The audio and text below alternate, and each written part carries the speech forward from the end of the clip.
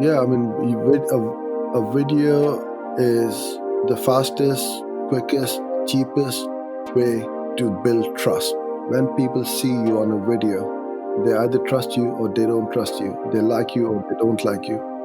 So I would say if you haven't started with video marketing, absolutely 100%, 2021, you've got to start, and especially with the short video form, less than 60 seconds is the way.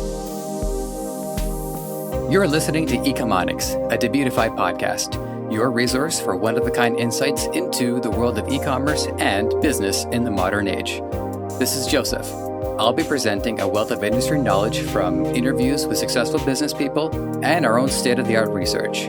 Your time is valuable, so let's go.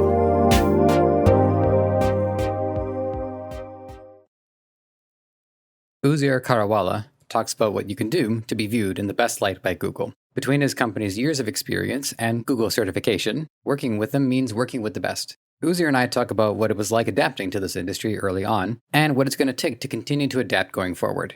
Uzair is uniquely positioned as a forerunner in the video ad game, and I strongly recommend listening to his methods, and you know what, getting him in your corner is not such a bad idea either. Uzair Kharawala, thank you. It's really good to have you here on Ecomonics. We're talking to you in the UK right now, and I know it's late, but I want to thank you for being here and for being dedicated to your craft. I looked into what you're up to, and you've been around for quite a while. Your business set up in 2002, but as good as I might be able to tell the story, I definitely want to hear your telling of the story instead. So let's get into this. Who are you, and what do you do? Thank you very much, Joseph, and lovely to meet you. And thank you for the invite. So I'm based in the UK. We are a full-service digital marketing agency where we can take businesses of any shape and size from concept to campaign. What I mean by that is, with my background as a photographer, when we started back in 2002, the internet was just evolving and coming along. There was no Google as such. So our main focus was obviously photography. As internet came up, then we started getting photos for product shots, headshots. Then video came along. Our business evolved quite rapidly. And we had to adapt with the changing times because I used to be an evangelist for Nikon. And I knew the changes, the technological changes coming through. And if we didn't evolve, we are going to die. And hence, we thought, okay, we've got to move on with the times. And one day, one of our clients said, well, you're doing our photos and videos. Why don't you do our website? On a website, as you know, that the two most important things are photos and videos. If you got good quality photos and videos, your website is going to look really good. And we thought, yeah, why not? So we started doing web design. And then in 2009, I'm not sure whether you remember the doom and gloom and the Lehman Brothers crash.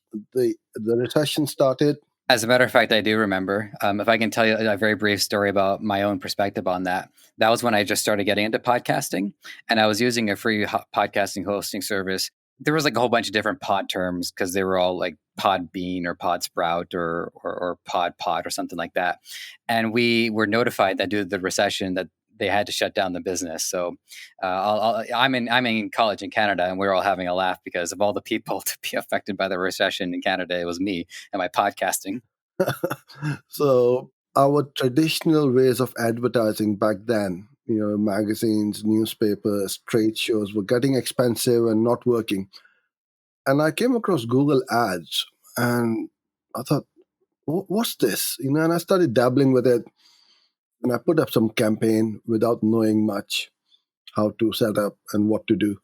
And we started to get traffic and leads and so on. And before you know it, we were running campaigns for ourselves and generating loads and loads of work from it.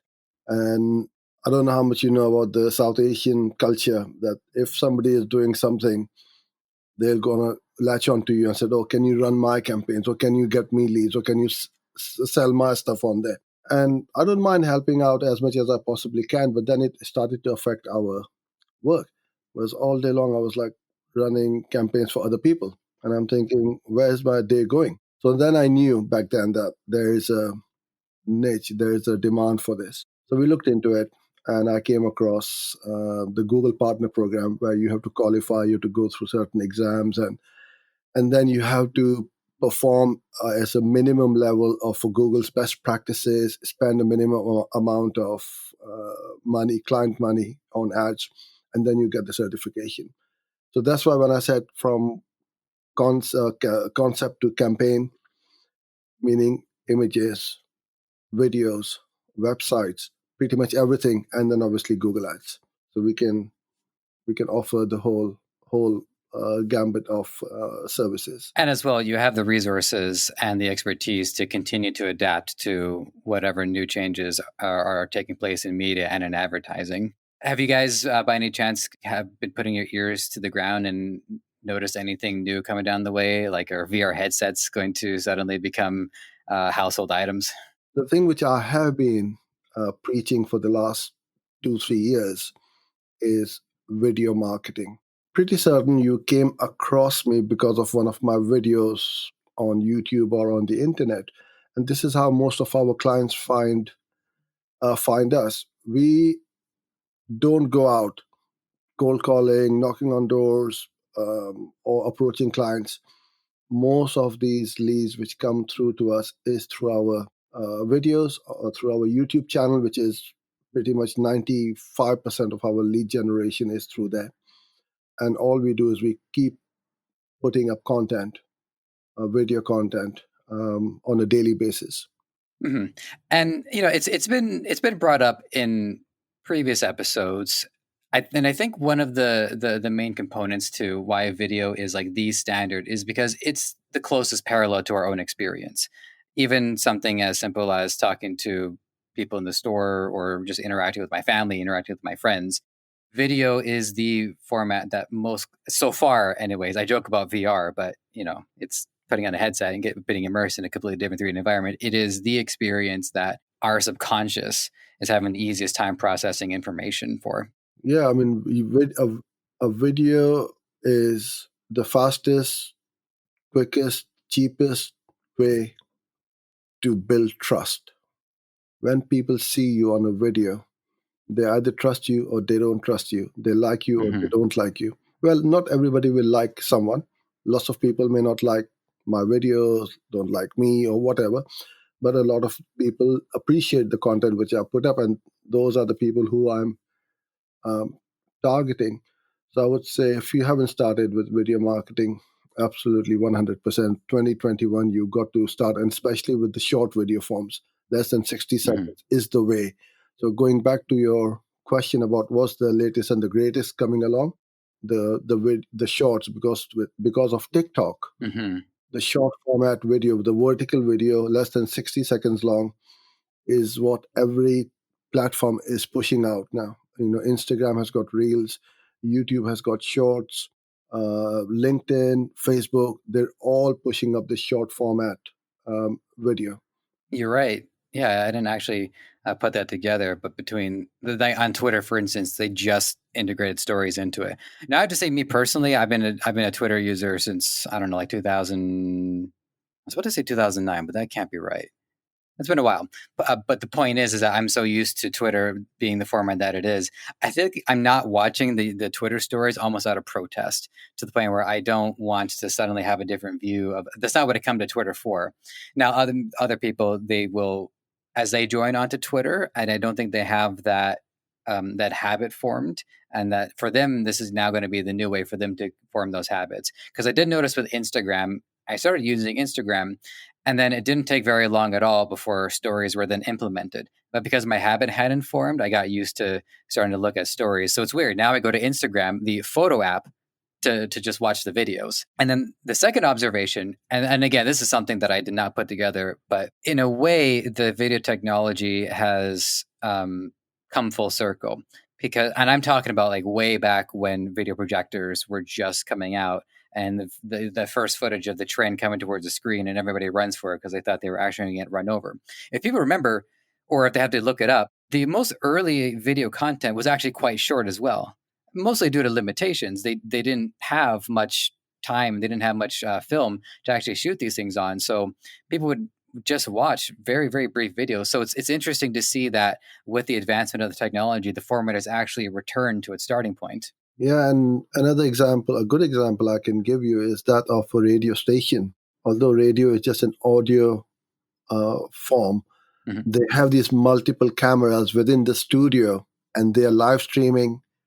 They're creating video content. They're creating, mini interviews of the person who is being interviewed on the radio, and creating video out of the audio content and repurposing it.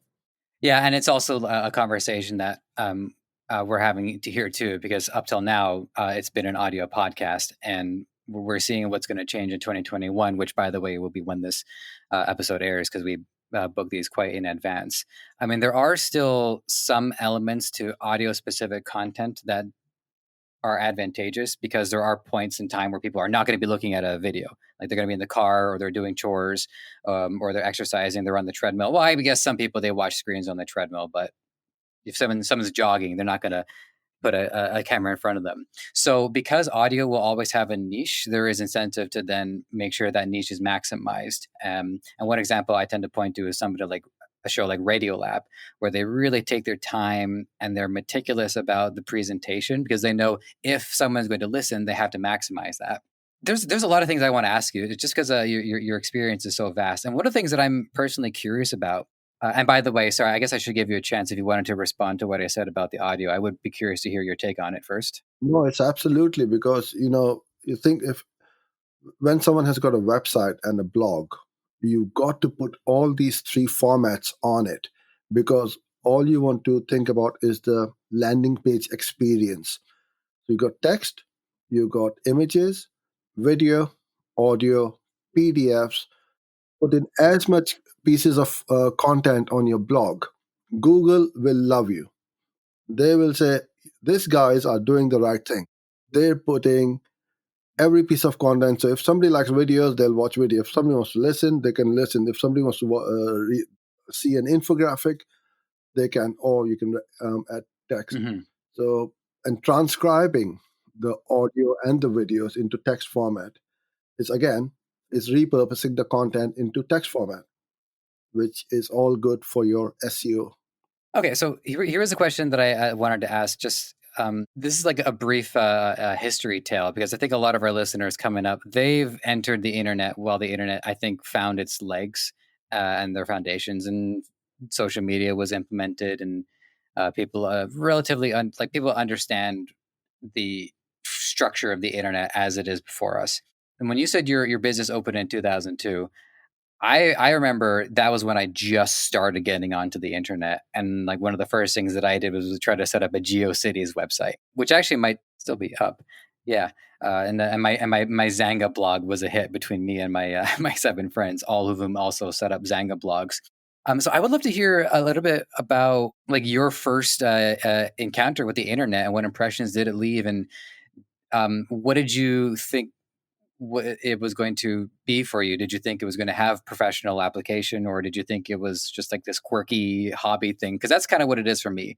For me, it was, I guess, like the first major thing I discovered was like a Nintendo community website, so that I could talk to other Nintendo fans. That was like the thing for me. It just seemed like, oh, this little thing to augment my life's preferences, to talk about things I can't talk about in school. I mean, when we started our website, the days were where you had to dial in. It wasn't like a broadband or Wi-Fi. You just connect.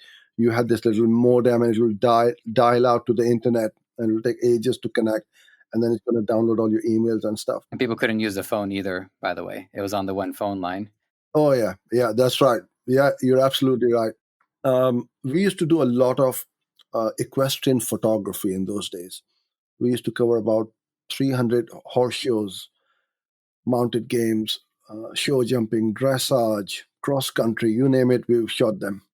The problem was we all these shows used to happen on the weekend, and we couldn't be in two places at the same time. So we had a team of photographers, and then we would go there on the shows and print on site. But the disadvantage was we used to have got to have multiple equipment and lots of logistics problems and all that. So we were one of the first ones to go online with a little website.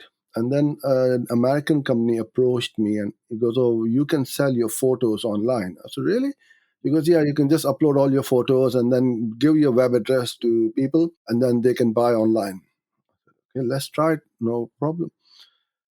So we started selling online. And I remember one day a phone call came through and the lady told me, "Oh, thank you so much." I said, "For what?" "Oh, you put our photos on the site. All the family went to the public library and we had a great day out to look at our photos and order online. It was very exciting." And I'll never forget that, that they had to go to a public library because there was no internet in the area. And that's when I knew that this is something big. And then we very quickly had about 8 to 10 photographers every weekend. We'll send couple to one show, another one to a smaller show, and so on. And all we did was we used to hand out our little cards with the website address on it, and people would love to buy it because it's such a novelty and a new thing that we were getting sales. And I'm not exaggerating. I mean, the amount of envelopes we used to post. The postman at the guy at the post office used to say, "What do you guys sell? What are you posting?" Like we would have hundreds and hundreds of, you know, photographs with the "do not ban" envelopes, Mm. and in crates we used to take them. Like we will have multiple crates, and that's how popular it was. And we used to. That's how we started with our online presence, and we have continued that activity because online is the way forward. And right now, especially with this lockdown, there's no other way to reach out to your clients. You can't go and see them physically. I have one other history question for you, and then we'll move on to some of the stuff regarding Google Ads and YouTube and your expertise that you're officially recognized by. But one other thing I wanted to hear about historically was when you started to see video implemented online, because that was a hurdle for the internet. That's video does take a lot more resources than images, and images take more resources than text. So there was a process before video wasn't just available, but it could be disseminated in a way that was pleasing to the eye. And I'll just give you my experience. Like the first videos that I had seen, again, this is promotional. I'm like 13 years old, right? All I think about is Nintendo. And all the videos that I would see were these like 240 by 380 QuickTime videos that were blurry. It looked like and everybody knows a Canadian artist, a group of seven. If somebody like took like an image and then just like fingerprint. Well, actually, that's a poor way to characterize the group of seven. The point is, it was not clear. Yeah, it wasn't crisp. How about you? When did you start spotting a video? Where was it first to show up on from your perspective? So I first came across a video on a DSLR camera. I think it was 2010 or 11, something like that. And one day I had this Nikon camera and it was video on it. And I'm wondering, why the hell have to put video on there? It's a camera. We don't need video. Mm-hmm. And that's when I realized that yes, it is going to be big because before you knew it, the iPhone came out. And obviously on the first iPhone, the video wasn't there. I think it was on the second or the third version. I can't remember. Video started coming in, and then YouTube was picking up and gathering pace. That's when I knew that yes, video is here to stay. So, so this next question is going to be about your studio, and I'm going to use this one to transition from the history into what we're up to today. I think this would be a perfect way to do it. So, you started your studio in 2002, and just to make sure I'm understanding everything, it started as just a photography studio, and then over time, you were cognizant enough to identify what were the major changes, and you capitalized on them. So what did it take to get your digital studio up and running at that time? Like, how far along were you in your career that you could afford that investment? And then, second to this is how it evolved over time. And finally, what does a state of the art digital studio have to stay in the competition to this day? What's in your studio right here, right now? I mean, if we talk about the present, you don't need to have $10,000, $20,000 worth of kit.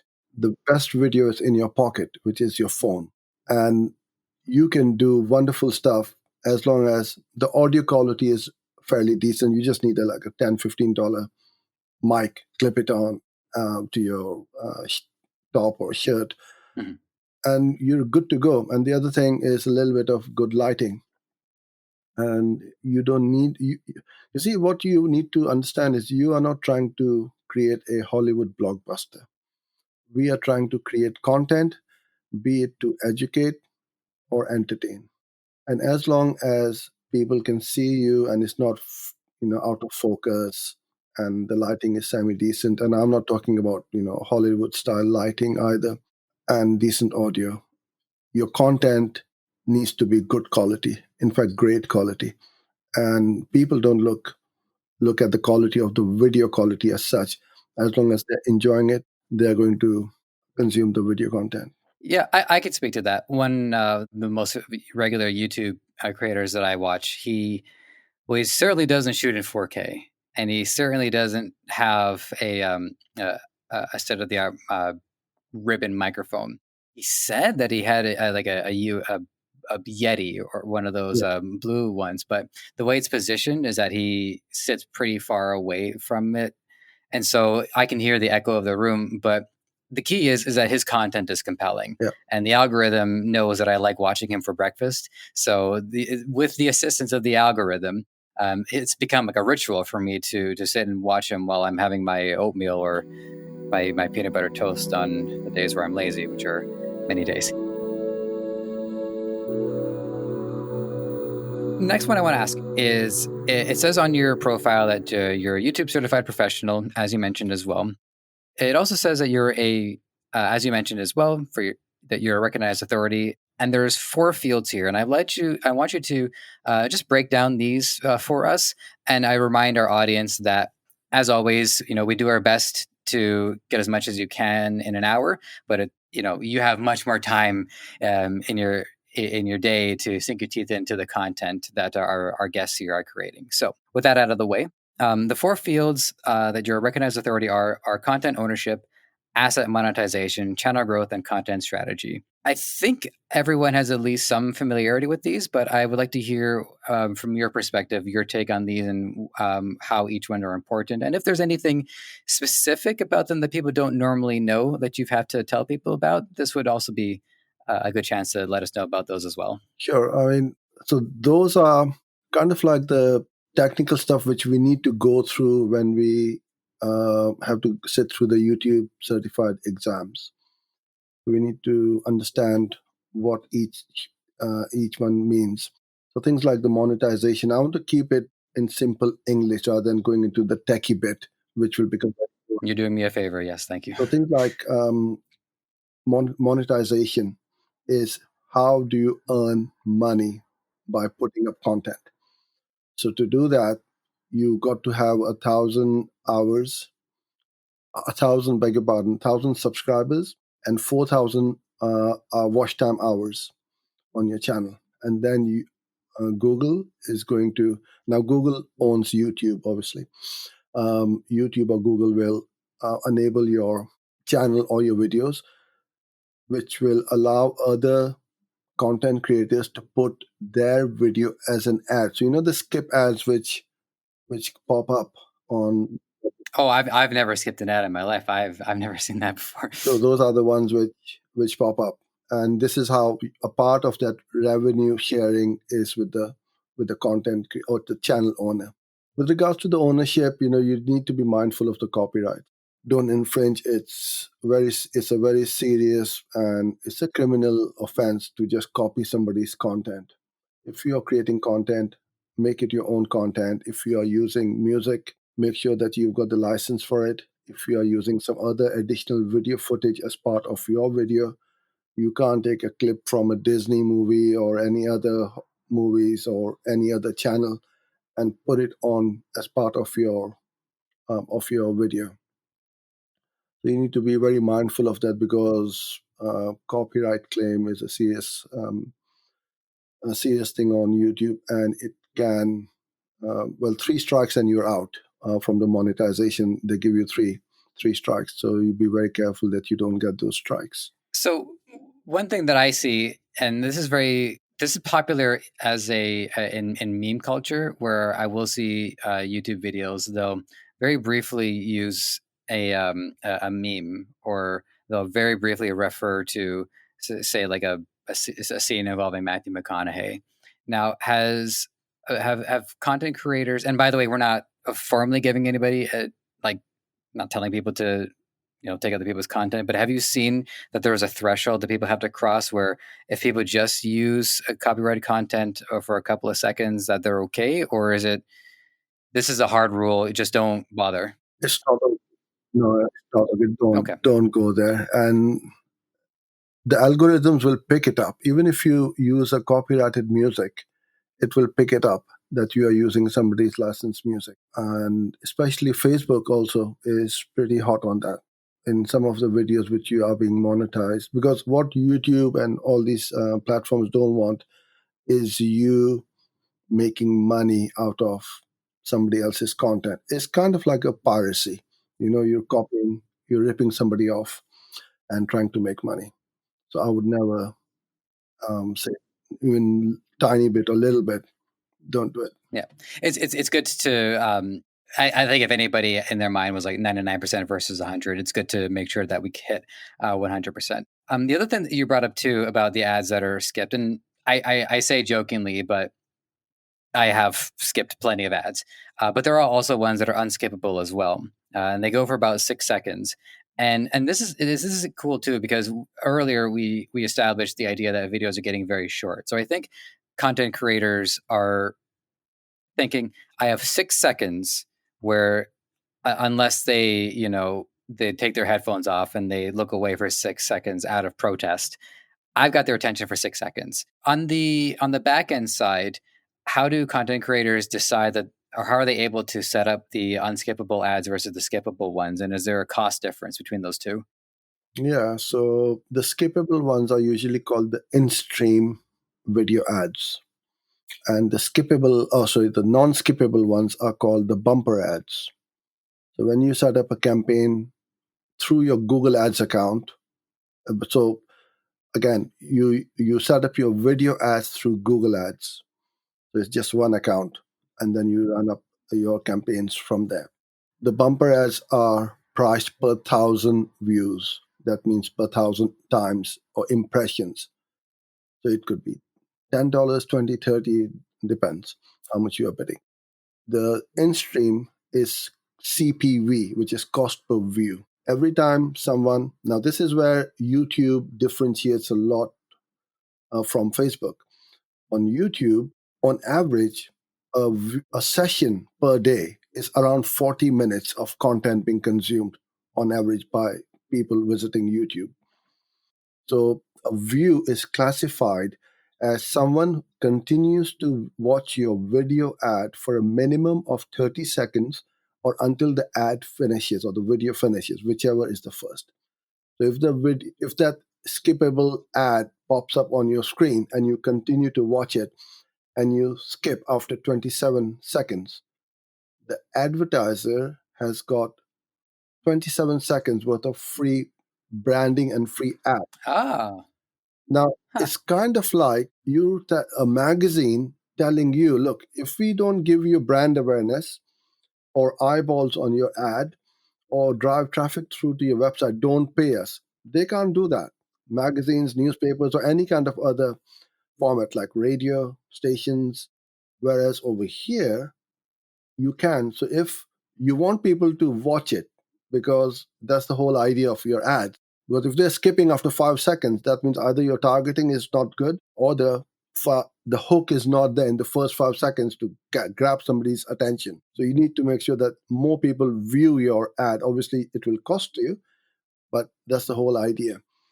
So this is why 30 seconds is a long time because you have interrupted someone's pattern. You went to YouTube to watch a cooking, a football, or a golfing video, and all of a sudden this ad popped up before video or during the video, interrupted your viewing pattern, just like on TV. when we are watching a movie or a drama or something and ads pop up. But on TV, unfortunately, we can't skip it. Whereas on YouTube, you have the luxury of skipping it. Even if you skip it, 5 seconds, free branding. Mhm. It's been probably at least a year, might have been even 2 years by this point for me, since I've watched television complete with ads. It's even got to the point where I'll pull up, say, YouTube, and I will watch that on TV as just to kind of mimic the ritual I used to have. And one of the things about television shows is that the symbiosis between the show and the advertisement are it's I think it's much more ingrained than the way it is here. But you will see this in some YouTube videos, which I'll get into in a second. So my point is, let's just take an episode of The Simpsons. The way it's written, they know in advance where the commercial breaks are going to be. So that is when they do the act breaks. And they rely on hooks within the story to keep the audience from, at the very least, not going to watch another show and staying there. They want people to, at the very least, come back after the commercials. Now, people get up. And I guess this has always been the problem with advertising, pretty much up until what we're talking about today, which is whether it's a billboard, a magazine, or TV, there is no way to know whether or not the person was paying attention. And if they were paying attention, if they care. So what you're saying right now about Google ads, if it's a 30-second ad and I skip it at 25 seconds, they're basically getting a refund. They can just try again. So that, I have to tell you, that's massive. I did not know that one bit, Yeah, and it's now true. I feel a little bit better about all the times I skipped, because I watch quite a bit of YouTube, at least until all my favorite creators get sent packing, and then I'm going to end up on BitChute or something. But until then, it is really difficult to keep someone's attention, and a lot of that just has to do with how much control we have at our computers. I have a mouse. I have a lot of things I can do with my mouse. A lot of things I can do with my keyboard. So for me, I I can't really think of the last time that I sat and watched an ad for 30 minutes because I was hooked. I just, so all of this is to say, it is great to hear that the Google ads is really on the side of the advertisers. They understand how difficult it is to really reach people. And the content creators, they just want to focus on making the content and really trying to come up with an ad that really connects with people and gets them hooked for the 30 seconds, however long they go. Yeah, I mean, there are four people, or four parties. We got the viewer, we got the advertiser, we got Google. It needs to be a fine balance between Google is in the business of making money. They want clicks and they want views without making kind of like uh, distracting from the viewer, getting the viewers getting cheesed off every 2 minutes. There's an ad popping up, which will be annoying, and then they're gonna switch off and go to some other networks or platforms. So it's a fine balance because with the skip ad button, that gives the viewer the total control. You don't want to see the ad, skip it, and you carry on. And 5 seconds is not a huge amount of time. You either want to watch it or you don't want to watch it. Yeah, and one thing too is that the skip button, like, and just to make sure that you mention it, you can't skip for the first 5 seconds. So at the very least, that the audience does have to commit 5 seconds to it before they can move on to it. And then the other point that I wanted to make too is that I am noticing content creators. I think I've seen this in the last year, but it could have been going on longer than this, where once they've made their content, they do have an idea where they want to insert their ads. Like, and now for our number one favorite episode of Cobra Kai, and then it just cuts to an ad. I'm like, okay, that wasn't a coincidence. They knew what they were doing. Yeah, I mean, the advertisers, especially in Google Ads, have got a variety of ways to target your audience. And it's amazing what you can target and how accurately you can target. So, I guess from across the clients that you've worked with, as well as your own experience, can you think of any ads in particular that got good response and managed to hold people's attention, whether it's specifically of an industry or if it was a product? Like, are there any standard examples of ads that actually managed to consistently work? Yeah, so an interesting one is for a local client of ours. It's a 60-year-old company. So they've been around for a long time, and we gave them this proposal of taking on video. Peter, who is, I believe, he's 85, he instantly said, "Yeah, let's do it." And we created a series of videos of meet the team of the staff members, 15-second, 30-second videos, very short clips. And then once we created these and we put them up on YouTube or Facebook and all that, then there was a little mini competition going on between the each one of the staff members as to who's getting the most likes, comments, shares, etc., and the views. And what was happening is they were promoting the company video because they were featured in that video. So they were sharing it with their friends and family and their network. And it just kept on going wider and wider and kind of like viral. So that was a great exercise in brand building. And also, it builds the trust with your audience that this company is not promoting the staff, but showcasing their staff members as to who they are, what they do, to get them to know them a little bit more better. Did the competition by any chance have a prize? No, it was a healthy competition. Yeah, I'm sure between them they might be having some. Yeah, I was just wondering about like the incentive structure for like, you know, if somebody was getting a promotion at the end of it, like, I'm going to go onto my Facebook, I'm going to get all my family and friends on it. So the next couple of questions that I have chambered for you are also Google Ads related. And what I did was I just try to keep in mind of the different subjects that I've talked to other guests about regarding Google Ads. I just want to make sure I don't ask everybody the same question over and over. So I looked through your content and just tried to find some stuff a little more specific that I've seen on your content that I haven't seen on other people. One of the most recent posts, at least as of this recording, is smart bidding. And on your thumbnail, you may or may not have used an image of an Android. I couldn't figure out where the Android was from. I was thinking it was the Terminator Android or the iRobot. So it's one of those two. Terminator. Okay. That wasn't my first guess. My first guess was iRobot. But anyways, so what's going on here with smart bidding? What do we know about it so far? So smart bidding has been around for the last few years. It's getting better and better by the day, to the point that there's no way in the world a human can beat the machine, just like in the Terminator movies. It is fascinating how it works. It's taking away all the control, all the expertise, experience from the human. Myself and lots of thousands of other professionals who have really learned Google Ads, and we see somebody switching on these smart bidding campaigns. It doesn't run straight right off the bat, but it needs to be fed the right data. Once the machine knows who you are looking for, what you want out of it, it is kind of like unstoppable. It will just keep on getting you the results, the conversions, the sales, the leads, and so on.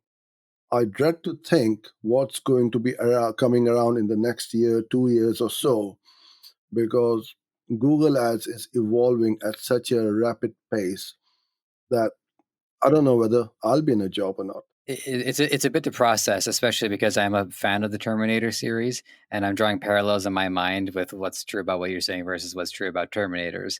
One of them is that in the first, I can't believe I'm doing this. Okay, so in the first Terminator movie, a human does take down the Terminator, but it took so many resources to bring the machine down. It costs, spoiler alert, give people a second to stop and go watch the Terminator series. Come back. Okay. The human resistance fighter they sent back in time to stop the Terminator, he perishes.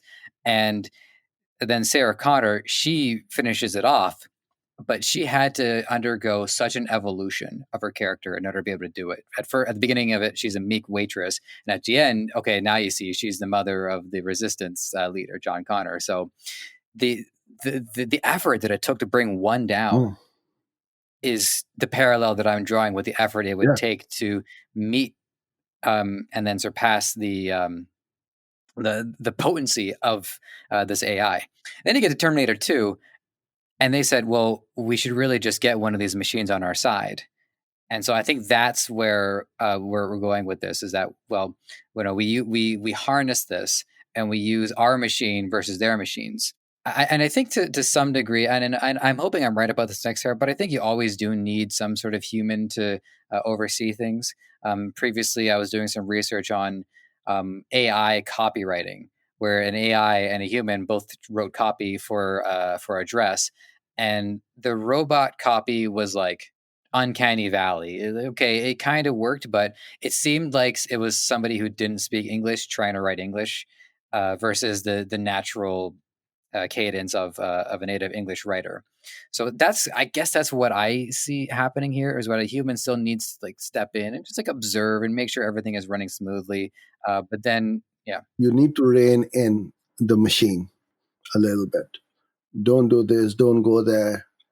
I want to do something like this, but it does all the heavy lifting for you. You don't need to worry about bidding. You don't need to worry about mesh types and all that kind of stuff. It does all the heavy lifting. Now, a good analogy to give you is when we sit in the car and we put on the sat nav, even though, I mean, it's become a habit now, even though you know the way to go from A to B, but you still put the sat nav on. And then all of a sudden, the Google Maps or the sat nav is going to take you a different direction, and you'll swear at that little box. Why are you taking me from there? It's straight. I know it goes straight. The machine knows that there is a traffic jam or an accident in front of us, which we don't. So that's why it's taking us through a diversion to reach our destination quicker. The same thing with this smart bidding in the auction. The machine knows who they are up against, which we can't see, and how much to bid up, how much to bid, when not to bid.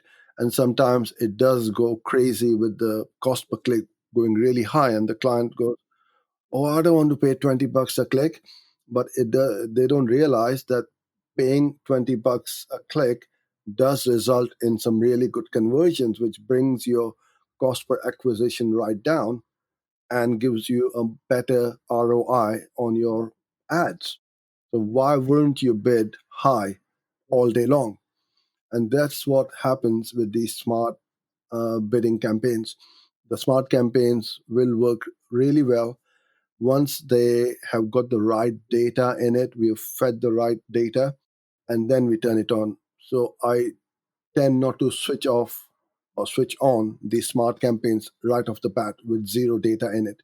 We let it run manually, gather the data, then Google knows exactly who we are looking for, how much are we prepared to pay for a conversion, and then it's going to go out and get it for us. I'm gonna move on to a different part of Google. I want to ask you about, not that I can't get going, but I feel like I've hit my quota for Terminator 2 references, and if I do it again, I'm just gonna. So another super unique one that I saw from your content is Google Ads call recording. Now, again, I didn't realize this was happening, and I happen to think that there's lots of things going on in Google that would surprise me. I think this would be a bit more focused on local businesses advertising locally, because I imagine that the further away someone is, the more reluctant they are to dial somebody else's phone number, right? Long distance charges and stuff like that. So that was just my initial impression, but so yeah. So Google Ads call recording. What can we get out of this feature? Yeah, so the call ads you're referring to, right? So when instead of clicking through to your website, the viewer or the person searching for that product or service makes a call.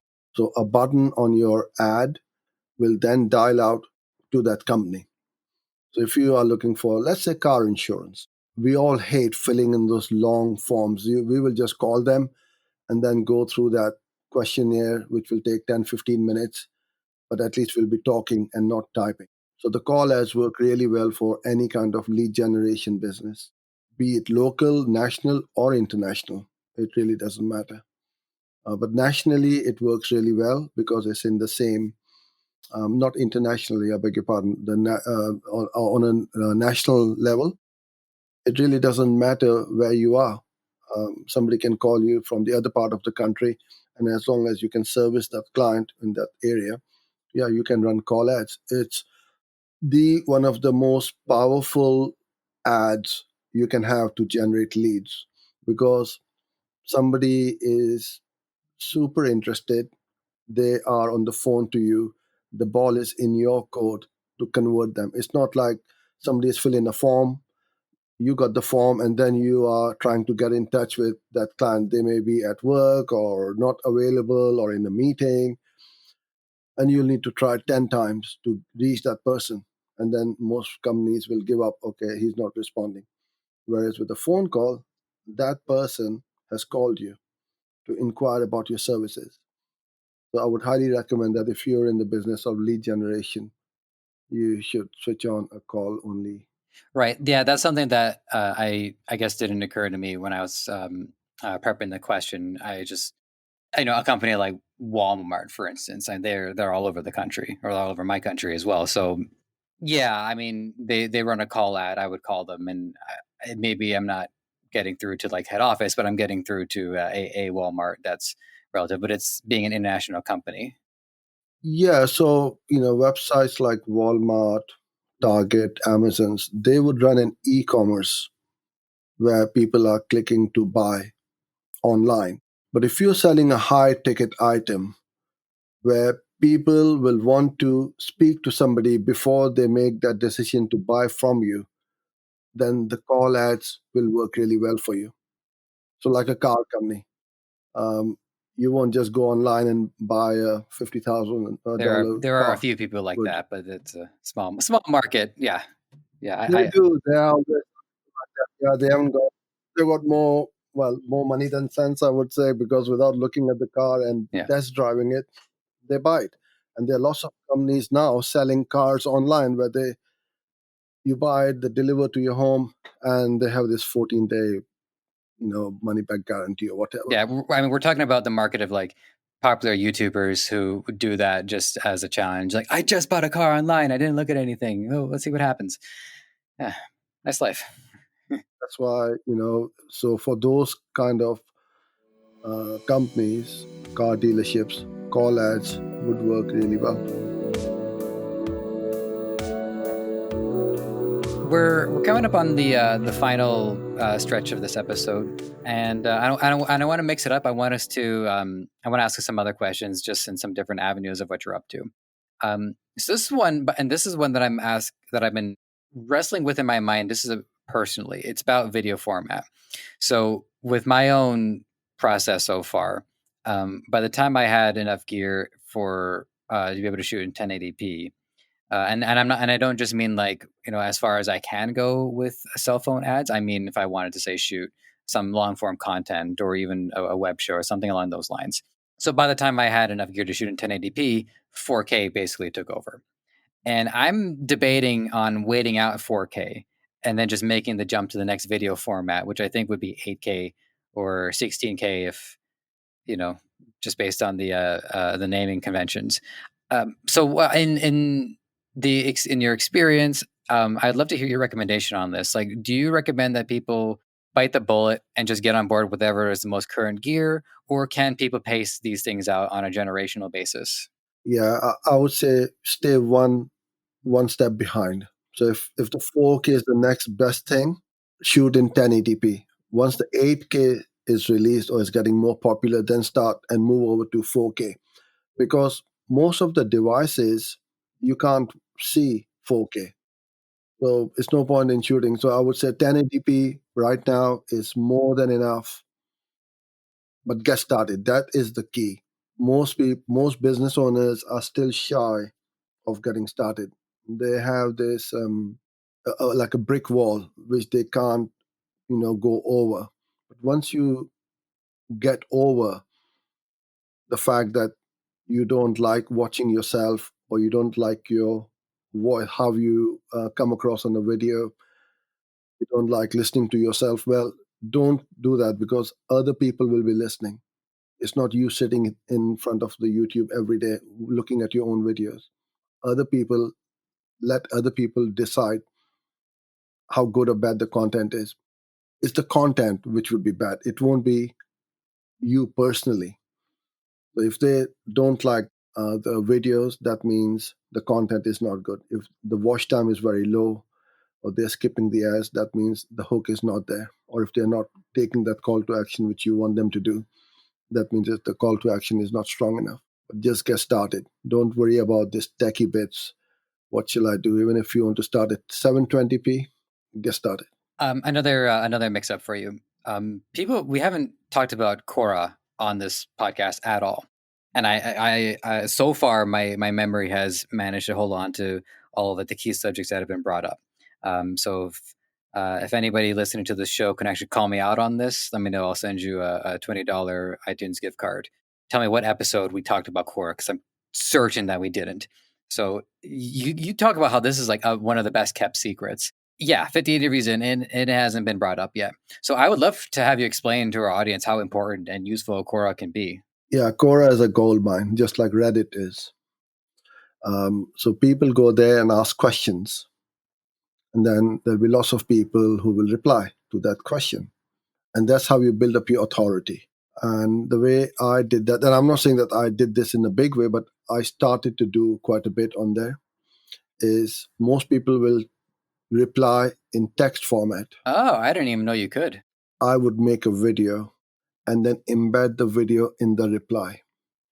So my photograph of the custom image, my branding, and it would take up a huge space. And all the replies would be in text format, whereas mine would be in video format. And that's how I used to do it. So I had one of my guys, I would tell him, look, go and find me questions. His job was to just go and find me questions. How do I do Google ads? How do I write ads? Oh, I don't know how to set this up, a video campaign and all that. And we have a spreadsheet, and he will have all the links to those questions. And I would then go to that link. But that's the time consuming bit of finding those questions. So you can outsource that bit. Don't waste time trying to find it yourself. Anybody can do this. And all you do is then just shoot 3 to 4 minute videos and then keep putting them up. And before you know it, you build up your authority on that. I really did not know that. I've participated in Quora a couple of times, and not naming names, but a certain someone I know got into an argument about the changes they were making to Arial, and so I had to go in and defend my friend. So, but the one thing that happened to me on Quora is that I noticed I was having a hard time replying to the replies, or I couldn't find like a direct reply button. I don't know if I'm just like crazy and I didn't quite look at it, but it looked to me like Quora is designed specifically so that everybody answers the questions of the everybody answers the question, and is everybody responding to the original post. But I don't think Quora has much in the way of like back and forth between the people answering the questions themselves. I think everybody just responds to the first person. You know, you can't reply to like in Facebook, you would reply to a comment on a main thread. So Quora would just be kind of like replying to the main question. But you can upvote. Is it upvote? No, you can like on other people's reply on there as well, and you can join the conversation in there. Yeah, for sure. So next one for you. You talk about a daily marketing hustle. This is also a concept that I think the definition might have come up in previous episodes, but certainly the term itself hasn't. So what's daily marketing hustle, and can you share your version of it with us? Yeah. So how often do you go out and reach out to your audience, right? And the way we do this is we upload at least 2 to 3 pieces of content right now. And going forward in 2021, we are going to increase it to maybe 4 or 5 pieces of content. So we've got 3 different types of videos. One is the live stream, which we do every weekday on YouTube. And we're now going on Facebook, LinkedIn, Twitter. And we have worked out a hack on Instagram as well as to how we can live stream. You can live stream on Instagram, but we want to show the setup as well as one camera on me. So using 2 mobile phones, we worked out a way of how to live stream without the sound echoing from multiple devices and all that. So we're trying to do that and put the content out on various channels. So we got the 30 minutes. So each live stream is around 30 minutes. Then we repurpose part of it of about 5 to 8 minutes long and repurpose it at a later date. And then we have our less than 60-second short videos. So vertical, square, and horizontal format. So this is the type of hustle which we are doing, is to put out content on a daily basis. Once a week or once a month is not enough.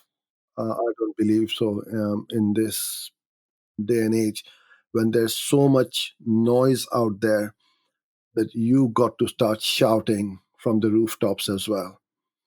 And the more you go out and put your content, the more likelihood you're going to get found. And yeah, and that speaks to what I was saying earlier about my about the YouTuber that that I follow. He puts content out every day, and the algorithm understands that I want to watch his content for breakfast.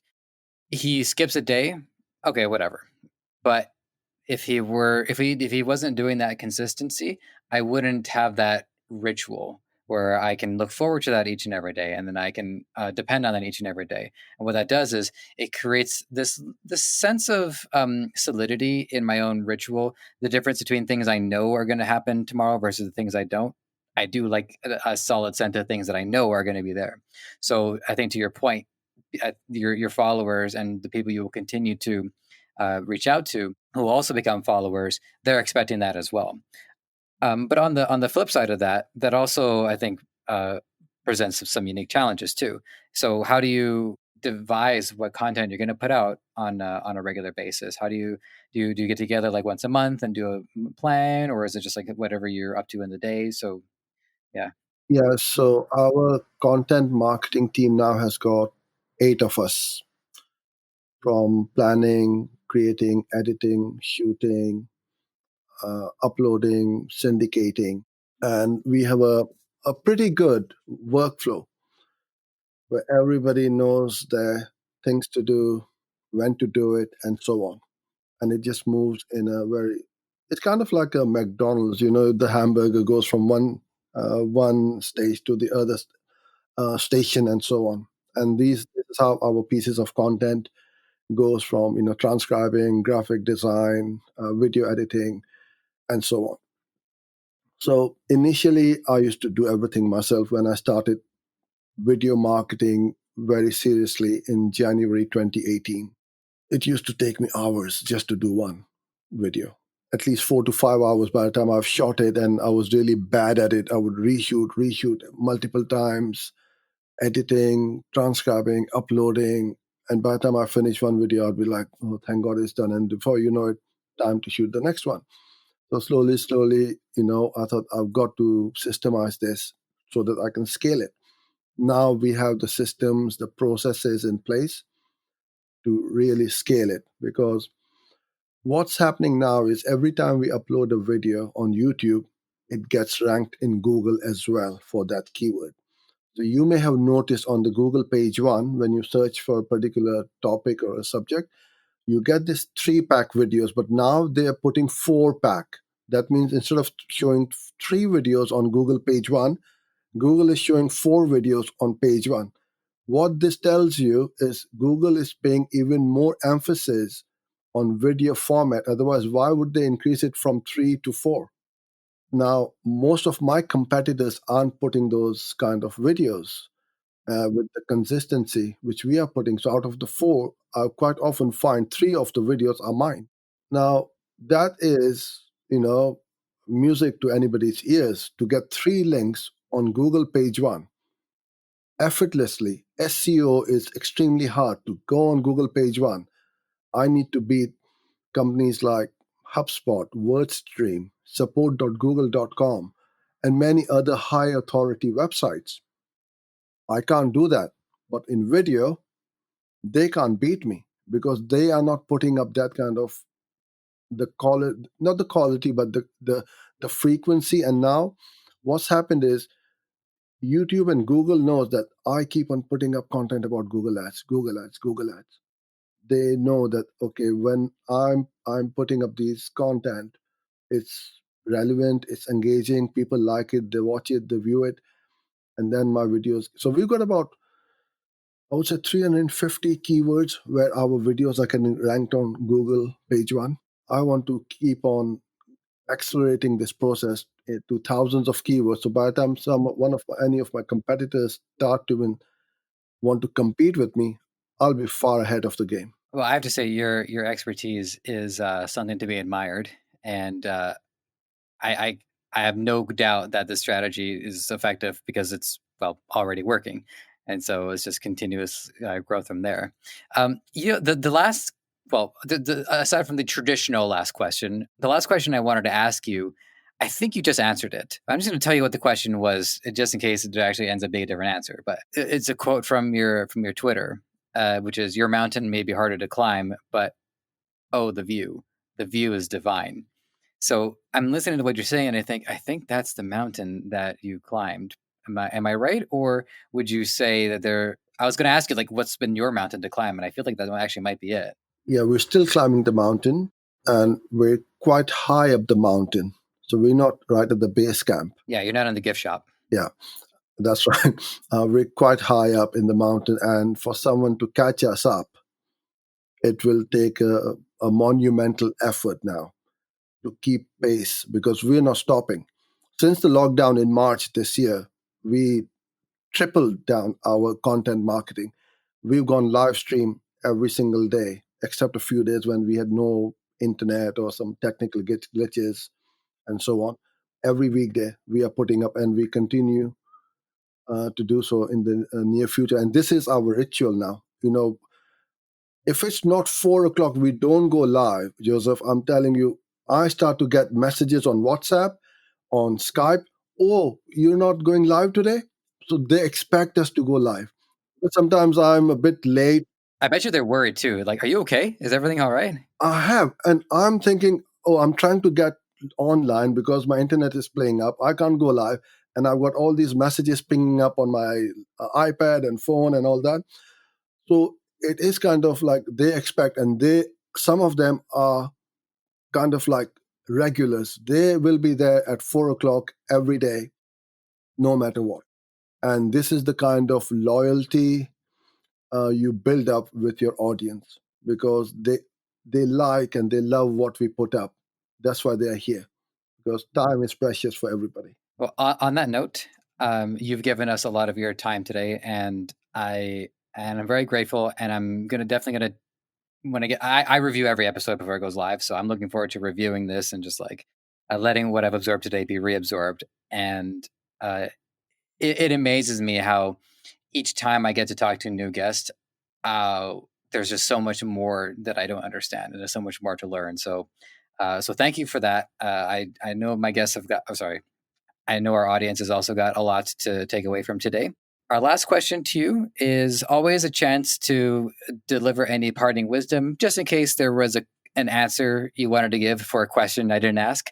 So anything along those lines, feel free, and then let us know how to reach out and how to get in touch with you. Sure. I mean, all I would say to anyone listening to this is, if you haven't started video marketing, you'll be kicking yourself that you didn't start when you could have. Because I do the same thing to myself. I wish I had started 6, 7 years ago. But I can't change the past, and I can change the future. And this is what we are doing: is get started. This is the best marketing tool anyone has, which will help them to take their brand to the next level, generate more leads or sales, and also look at companies like Amazon. They are the world leaders. Have you noticed now they've started to put videos on the shopping cart, on the checkout pages, where they used to have 5 or 6 photos only? Next time, go on there and you will start to see videos on there. That will tell you that even if you're an e-commerce store, you've got a Shopify store, how important a video is to take that conversion level high. With regards to reaching us and me, our website is the best place: www.sfdigital.co.uk. All our details are on there. Fantastic. Uzair Kharawala, thank you once more for your time. And to our audience, you guys know what to do, so I will leave it into your best judgment. Take care, and we'll check in soon. Thanks for listening. You might have found this show on any number of platforms: Apple Podcasts, Spotify, Google Play, Stitcher, or right here on Debutify. Whatever the case, if you enjoyed this content and want to help us thrive, please take a few moments to leave a review on Apple Podcasts or wherever you think is best.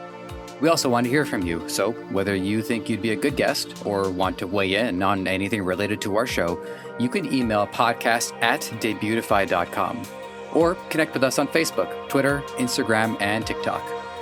Finally, this podcast is created by the passionate team at Debutify. If you're ready to take the plunge into e-commerce or are looking to up your game, head over to debutify.com and see how it can change your life and the lives of many through what you do next.